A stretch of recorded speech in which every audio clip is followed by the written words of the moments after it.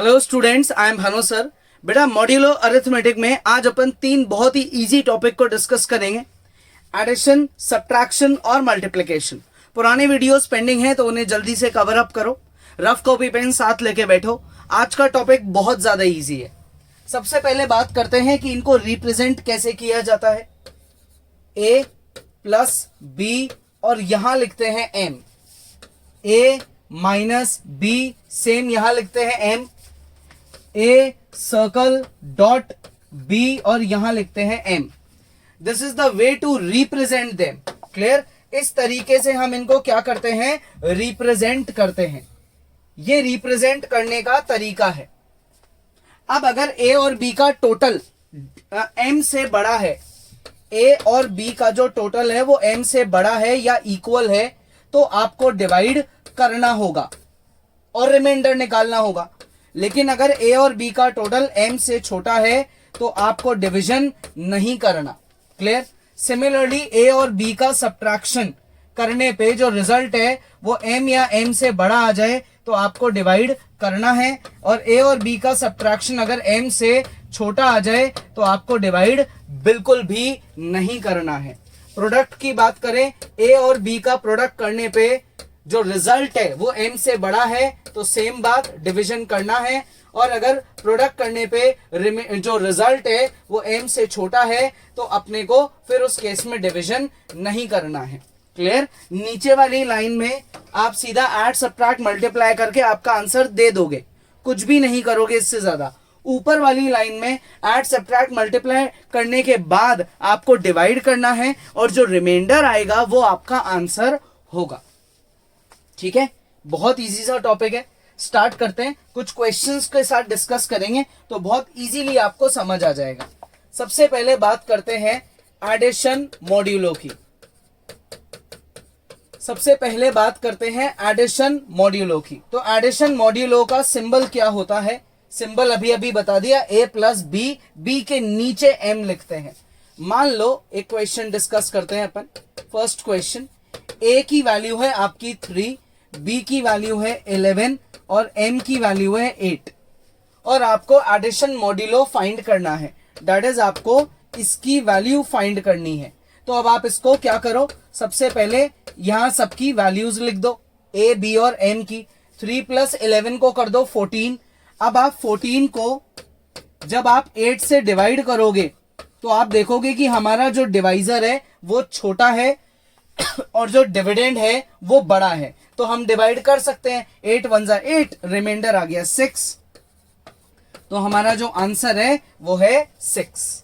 इसी कंपैरिजन में अगर अपन ने वैल्यूज को थोड़ा सा बदल दिया, मान लेते हैं a हमने लिया है 15 और b हमने ले लिया है 6 और m को ले लिया 25। फिर से एडिशन की वैल्यू निकालनी है, that is a plus B m निकालना है। 15 प्लस b की जगह 6 और m की जगह 25। 15 प्लस 6 कितना हुआ भाई? 25। Congruent mod 25, 21 congruent mod 25। आप 21 को 25 से डिवाइड नहीं कर सकते, यहां डिवीजन नहीं हो सकता, इसलिए जो आपका आंसर है वो खुद 21 है। Why division is not possible? Because 21 is smaller than 25. 21 is smaller than 25. ठीक है? यहां तक आ गया समझ में? इजी है। अब आगे बात करते हैं जैसे सब्ट्रैक्शन की। मॉड्यूलर अरिथमेटिक में सब्ट्रैक्शन कैसे किया जाता है? वही सेम, अपन सब्ट्रैक्ट करेंगे और चेक करेंगे whether the result is greater than the divisor, यानी कि वैल्यू ऑफ m, या स्मॉलर है। तो अब इसका कुछ एग्जांपल लेते हैं। जैसे हमने किया क्वेश्चन नंबर 1, a को लिया मान लेते हैं 11, ठीक है, b को लिया हमने यहाँ पे 3 और m की वैल्यू हमने ले ली, अज्यूम करते हैं जैसे 10। ये हमने एग्जाम्पल्स लिए। तो अब आपको ये फाइंड करना है। तो a माइनस बी, 11 माइनस 3 और ये 10, यानी कि 11 माइनस 3 8, कॉन्ग्रुएंट मॉड 10। आप 8 को किससे डिवाइड करोगे? 10 से, और ये बताओगे कि आपका रिमाइंडर क्या आया। तो पहली बात, 8 10 से डिवाइड ही नहीं हो सकता क्योंकि वो तो छोटा नंबर है। तो इस केस में जो मेरा पॉजिटिव रिमाइंडर है वो क्या है? 8। Because division is not possible. ठीक है, डिविजन इज नॉट पॉसिबल। अब बात करते हैं, एक और एग्जाम्पल लेते हैं जिसमें डिविजन हम पॉसिबल करवाएंगे। ए को लिया मान लो 15, बी को लिया आपने 2, ठीक है, और m की वैल्यू ले ली जैसे 6। तो अब इस केस में अगर मुझे ये फाइंड करना है तो मैं लिखूंगा 15 माइनस 2, m की जगह 6। 15 में से 2 गया तो कितना आएगा 13, कॉन्ग्रुएंट मॉड और ये 6। ठीक है, 13 को 6 से डिवाइड करेंगे और रिमाइंडर निकालेंगे तो 6 2 ज़ा 12, 13 में से 12 गया तो रिमाइंडर आ गया 1। तो इस सिचुएशन में जो मेरा आंसर है वो क्या है 1। ठीक है, इजी है बहुत। नेक्स्ट, अब बात करते हैं मल्टीप्लिकेशन मॉड्यूलो की। टॉपिक है क्या अपना, मल्टीप्लिकेशन मॉड्यूलो। सिंबल याद रखना है और कैसे करते हैं बस उसको बहुत इजी वे में समझना है। क्वेश्चन नंबर 1 मल्टीप्लिकेशन पे, मान लो a की वैल्यू है 5, b की वैल्यू है आपकी 3, ठीक है, और m की वैल्यू है आपकी 4। ये अपन ने एग्जांपल्स ले लिए। आपको फाइंड क्या करना है, a multiply b mod m, ये करना है फाइंड। तो 5 ये सिंबल लगेगा मल्टीप्लिकेशन का, 3 मॉड 4, 5 3 जा कितना हुआ 15।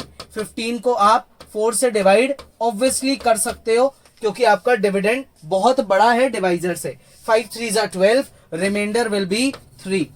5 3 जा 12, 15 को 3 से माइनस करेंगे, 15 को 12 से माइनस करेंगे तो हमारा आंसर जो है वो आ जाएगा 3। तो ये रिजल्ट है। इसी में एक और क्वेश्चन हमने डिस्कस करा, a की वैल्यू ली जैसे 2, b की वैल्यू ली 3 और m की वैल्यू ली मान लो 8।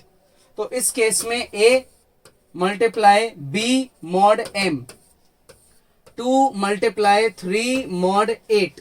तो 2 3 जा कितना हुआ 6। 6 को 8 से डिवाइड किया जा सकता है क्या, 6 को 8 से डिवाइड करोगे तो आपका कोई पॉजिटिव रिमाइंडर नहीं निकलेगा। तो इस केस में डिवीजन पॉसिबल नहीं है, तो आंसर हो जाएगा 6।